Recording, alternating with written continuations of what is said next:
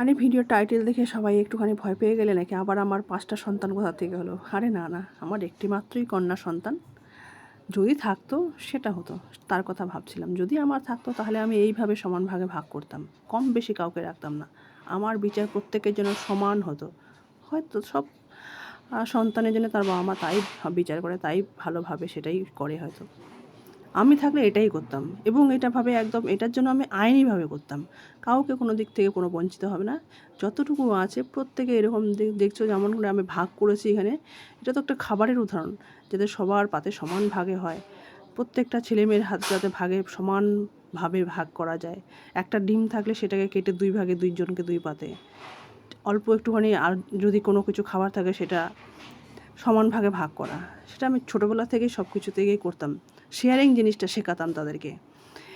এটা কোনোদিনও শেখাতাম না। এটা জিনিস কখনো তৈরি করতে দিতাম না যে বাড়ির বড় বা বাড়ির ছোট যে একজনই থাকবে, তাকে পুরো যা সব কিছু থাকবে, বাড়ির সমস্ত কিছু বাবা মার যা থাকবে, সময় সম্পত্তি বিপত্তি যা থাকবে সব কিছু সে একাই ভোগ করবে, আর বাকি ভাই বোনরা তার দিকে তাকিয়ে থাকবে। আমি এটা কখনো হতে দিতাম না।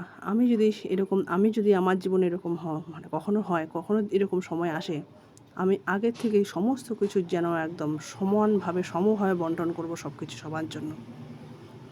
অনেক বাবা মাকেই দেখি পরবর্তীতে এমনভাবে সমস্যা করে রেখে দেয় নিজেরা, তার পরবর্তী জেনারেশন মানে তার মানে সেই ছেলেমেয়েরা নিজেদের এই সম্পত্তি ভাগের জন্য কীভাবে নিজেরা নিজেদের পরিবারকে দ্বন্দ্ব মারামারির মধ্যে ভেদাভেদ তৈরি হয়ে যায়। এই জিনিসটা খুবই খারাপ লাগে। আর কমন জিনিস এটা দেখা যায়, খুব কমন এটা। আমিও এর ব্যতিক্রম নেই। এই কুরুক্ষেত্র আমি নিজেও দেখেছি।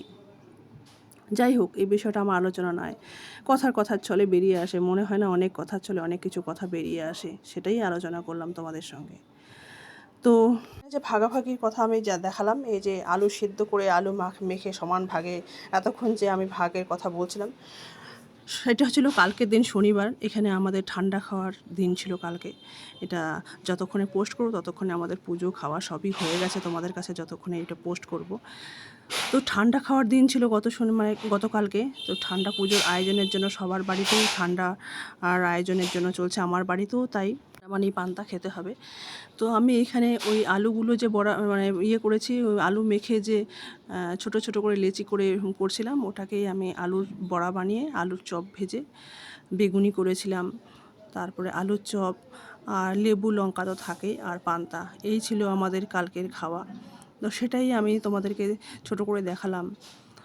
আর আমার আগের গল্পের আমি ভিডিও শুরুতেই যে কথাগুলো বললাম, যদি আমার কোনো কিছু ভুল ত্রুটি হয়ে থাকে, ভুল ত্রুটি বলে থাকি, নিশ্চয়ই ক্ষমা দৃষ্টিতে দেখবেন।